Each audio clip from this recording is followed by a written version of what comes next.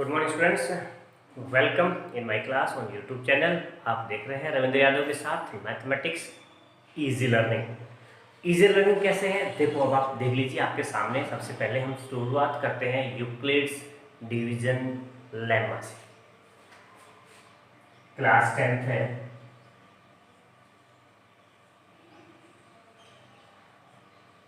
और first topic है हमारे पास यूक्लिड्स डिवीजन और उसके बाद है लेम। Means who is Euclid? Euclid is a name of mathematician. And division lemma? Division lemma is a process define how a divide works. Okay. Now check Euclid division lemma. In other ways you can say that. You can say that dividend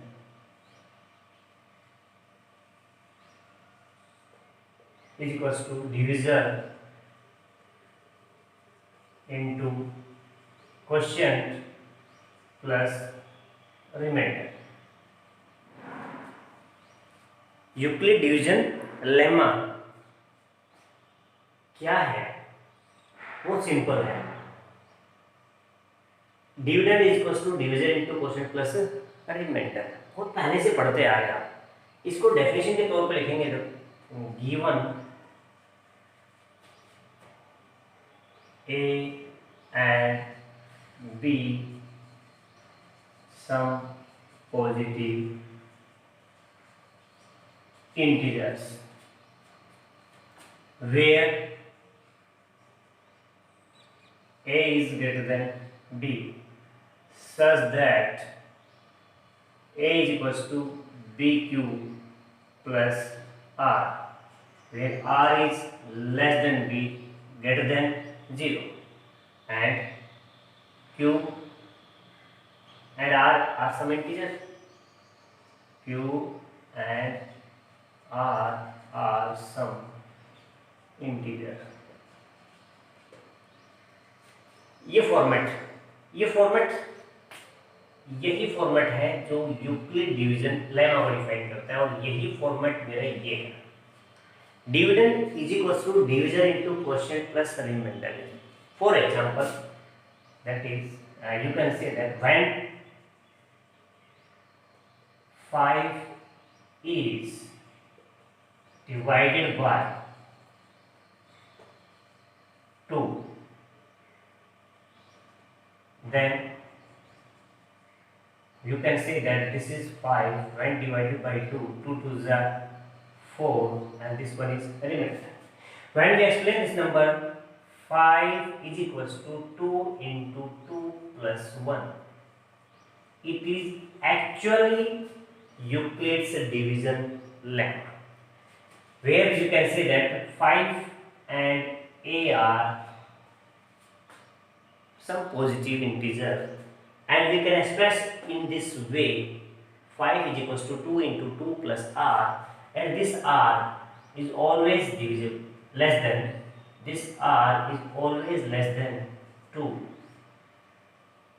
This 2 means the value of B and this 5 means the value of A, and 2 again 2 this means the value of Q, and 1 means the value of R.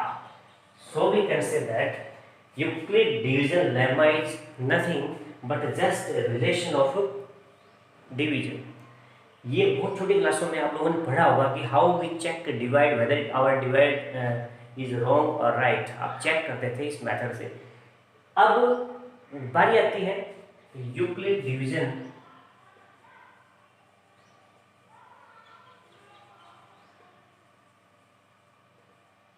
Lemma के बाद हमारे पास आता है algorithm.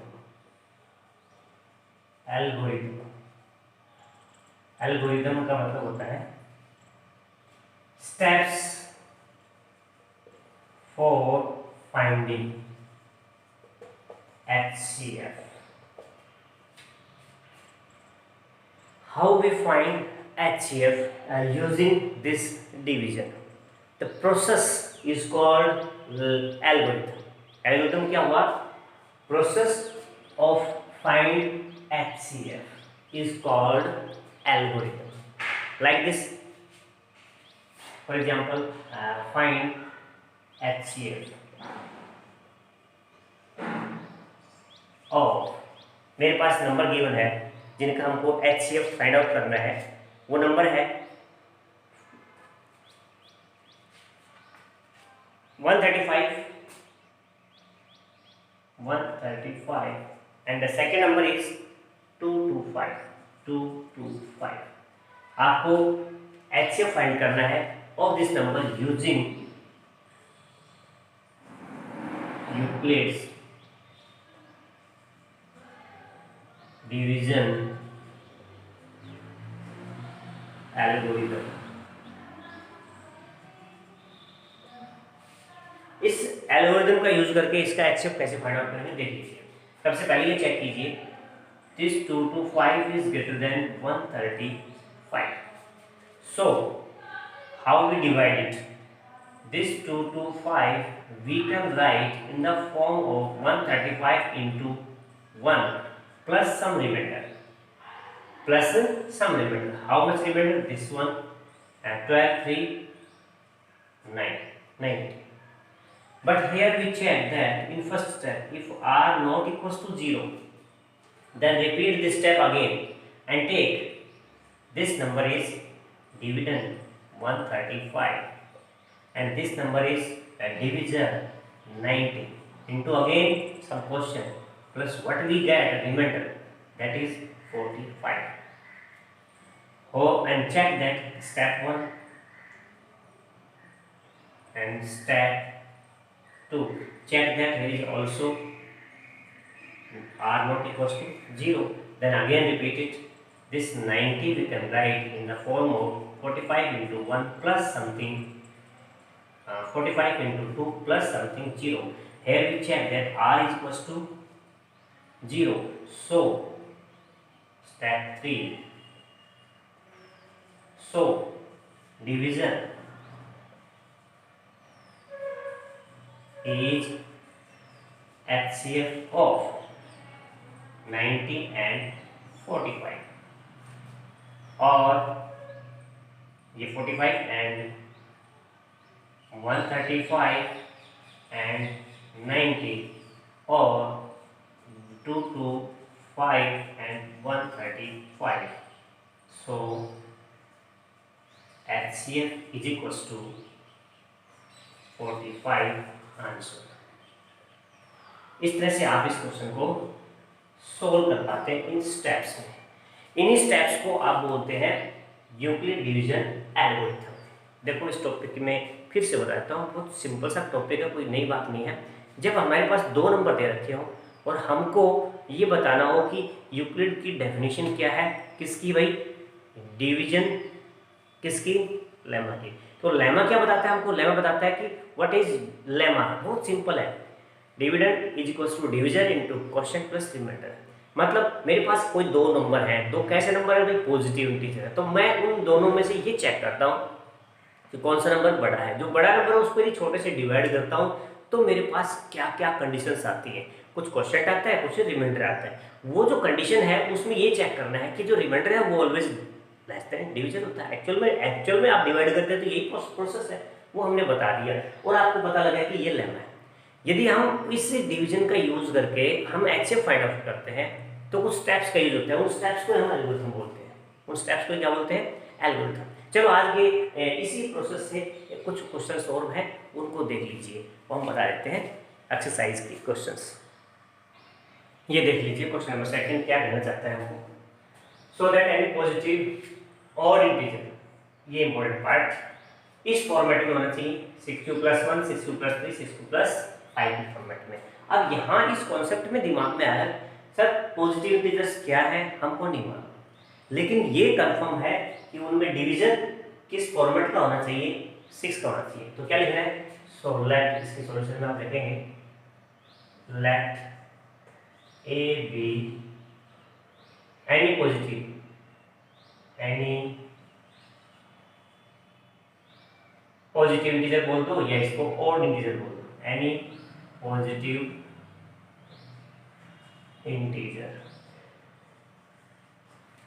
ठीक है, so where कह सकते हो आप, where b is equals to 6, या लिखेंगे let a and b, let a and b be any positive odd integers where b is equals to 6 से डिफाइन कर दिया। so or you can say that this a is equals to where b q plus r की format होनी चाहिए। जब आप कोई दो पॉजिटिव इंटीजर देते हैं तो उनको आप इस फॉर्मेट में लिखेंगे। ठीक है, और यहाँ बोल सकते हैं कि r is less than b but greater than equals to 0। ये वाली कंडीशन है अकॉर्डिंग टू यूक्लिड, या लिख सकते हो आप अकॉर्डिंग टू यूक्लिड। ठीक है, यूक्लिड्स के अकॉर्डिंग ये हमने लिख दिया है डिवीजन का रूल वाके। बट आप ये बोलेंगे कि b इज इक्वल्स टू कितना है 6 है, अगेन या सो कह सकते हो आप a इज इक्वल्स टू मैं लिखूंगा क्या 6q प्लस r। अब ये 6 आ गया तो जो r है वो क्या होना चाहिए लेस देन 6, तो ये जो r की फॉर्मेट है वो लेस देन 6 बन जाएगी, ग्रेटर देन इक्वल्स टू 0 बन जाएगी। सो आप लिख सकते हो possible r, possible r equals to 0 भी बन सकता है, 1 बन सकता है, 2 बन सकता है, 3 बन सकता है, 4 बन सकता है, 5 बन सकता है। 6 से छोटे r की सभी कंडीशंस ये बन सकती है। चेक कर लो, चेक कर लेते हैं। तो a इज इक्वल्स टू क्या बन सकता है, यदि मैं 6q लिखता हूं तो एक बार मेरे पास 0 आएगा, दूसरा मेरे पास a आएगा तो वो 6q प्लस 1 आएगा, अगला मेरे पास a आएगा तो वो पॉसिबल बन सकता है 6q प्लस 2 बन सकता है। इससे नेक्स्ट बन सकता है कि a की वैल्यू बन सकती है 6q प्लस 3 बन सकती है। इसी तरह से मेरे पास a की वैल्यू बन सकती है 6q प्लस 4, a की वैल्यू बन सकती है 6q प्लस 5 तक के सभी स्टेप को आपने चेक कर लिया 1 बाय 1। अब आपको ये बताना है कि बट दिस वन इज कैसा नंबर है, ये तो इवन नंबर है, ये कैसा नंबर हो गया ऑड हो गया, ये नंबर कैसा हो गया इवन हो गया, और ये नंबर ऑड, और ये नंबर कैसा हो गया इवन, और दिस नंबर इज ऑड। तो आप लिखेंगे सो ऑड नंबर्स आर, क्या क्या बन सकते हैं 6q प्लस 1, 6q प्लस 3 और 6q प्लस 5। इस तरह के नंबर्स पे आप इसको चेक करके डिफाइन कर सकते हैं। ठीक है, क्लियर हो गया होगा। फिर भी कोई डाउट होते एक बार इसको फिर से चेक कर लो। एक प्रोसेस चेक करना आपको, प्रोसेस ये है कोई भी नंबर हो उसको इस प्रोसेस में लिख सकते हैं यूक्लिड डिवीजन के अकॉर्डिंग। यूक्लिड से डिवीजन जब आप यूज करते हैं तो उसके अकॉर्डिंग ये फॉर्मेट है। इस फॉर्मेट में हमको ये बताया गया कि मेरे पास जो डिवीजन है वो 6 होना चाहिए, 6 के मल्टीपल का नंबर हमने b को डिफाइन कर दिया कि b मेरे पास 6 है, यदि b 6 है तो उसके रिमाइंडर्स है वो इसके अकॉर्डिंग बन जाएंगे। तो जो भी पॉसिबल रिमाइंडर है वो हमने सारी कंडीशन बना दी। इस कंडीशंस में से जो आपको ऑड नंबर चाहिए थे वो ऑड वाले लिख दिए। यदि क्वेश्चन में हमसे इवन पूछता है तो हम इवन वाले डिफाइन कर देते हैं। क्लियर, नेक्स्ट क्वेश्चन देखिए। अब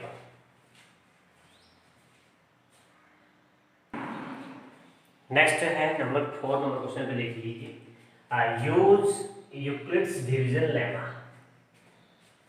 फॉर्मूला यूज करना है, किसका यूज करना है लेमा। देन आपको ये शो करना है कि this number square of any positive integer इस फॉर्म में आ सकता है। स्क्वायर ऑफ एनी पॉजिटिव, किसी नंबर पॉजिटिव का स्क्वायर करते हैं तो वो इस फॉर्मेट में आता है। आपको ये शो करना है। देख लीजिए किस तरह से करते हैं। सॉल्यूशंस आप चेक कीजिए। Let positive integers a and b are any positive integers। आप मुझे बताओ जो कुछ हमको फाइंड आउट करना है वही लेट कर लिया। वेयर एक और कंडीशन, वेयर डिवीजन कंफर्म हो गया 3 मींस क्या है, where b is equals to 3। ये डिवीजन है कि हमने तो b को डिवीजन लिया है, और साथ में लिखना चाहो तो लिख दो कि a and positive are some integer, so a is greater than b and where b is equals to 3। तो therefore r is equal to 0 1 2 possible limiters क्या बन जाएंगे? Possible limits. आप बोले यूक्लिड यूज करना है तो आप बोल सकते हैं यूजिंग यूक्लिड्स। यूक्लिड्स आप यूक्लिड्स यूज कीजिए तो हमें ये पता लगा कि ये नंबर है, आप लिख सकते हैं 3q प्लस क्या लिख सकते हैं 0। ये a हो सकता है 3q प्लस 1 और यही a हो सकता है 3q प्लस 2। ये है पॉसिबल रिमाइंडर, ये आपने बता दिया। और पॉसिबल रिमाइंडर्स में ये सभी कंडीशंस को हमने चेक कर लिया, ठीक है। तो जो पॉसिबल रिमाइंडर मुझे मालूम था उसकी वजह से मैंने कंडीशन लगा दी फर्स्ट, सेकंड और थर्ड। बट क्या बोलना है आफ्टर स्क्वायरिंग, तो आपको क्या बोलना है स्क्वायरिंग करो। स्क्वायरिंग क्या, तो ये बना a स्क्वायर और ये बन गया 3q का स्क्वायर, ये a स्क्वायर बन गया और ये बन गया 9q स्क्वायर। ये a स्क्वायर इस 9q को लिख सकता हूँ 3 इंटू 3q स्क्वायर, इसको लिख सकता हूँ 3m की फॉर्मेट में जहाँ पे m इज इक्वल टू है 3q स्क्वायर एनी इंटीजर, लिख सकते हो यहाँ पे where m is any integer. इस फॉर्मेट में आपने इसको चेंज कर दिया, इधर वाले फॉर्मेट में आती है। यहाँ भी आपने स्क्वायर किया तो ये बन जाएगा स्क्वायर, ये बन जाएगा 3q प्लस 1 होल स्क्वायर। ये a स्क्वायर आप चेक करेंगे तो यहाँ पे देखना 2 नंबर्स का स्क्वायर है, बाइनोमियल लग गया, बाइनोमियल लग गया तो ये बन जाएगा a square plus b square plus 2ab। अब यहाँ से इस फॉर्मेट को आप लिखेंगे तो इसे लिख सकते हैं इन दोनों में 9q square plus 6q plus 1। इन दोनों में से यदि मैं 3 कॉमन ले लेता हूँ तो ये नंबर बन जाता है 3 into 3q square plus 2q plus 1। अब फिर ये मत कहना कि सर इनमें से 3 कॉमन नहीं आ रहा है, तीनों में से नहीं आ रहा बट इस दो में से एक साथ ले लिया, इसको मैं लिख दिया 3m प्लस 1। और जहाँ आप कह सकते हैं where m is equal to 3q square plus 2q, common तो q भी आ रहा था लेकिन मुझे तो इस फॉर्मेट में लाना था, इस वजह से ओनली 3 कॉमन लिया। अब कंडीशन थर्ड चेक कर लेते हैं, इसकी थर्ड कंडीशन में क्या कहता है। यहाँ पे स्क्वायर किया, ये 3q प्लस 2 का आपने स्क्वायर कर दिया, ओके। नाउ चेक कीजिए, यहाँ पे a स्क्वायर आ गया नो प्रॉब्लम, बट यहाँ पे फिर से बाइनोमियल की पावर 2 है, ये बन जाएगा 9q square plus 4 plus 6, 3 2 6 2 12q।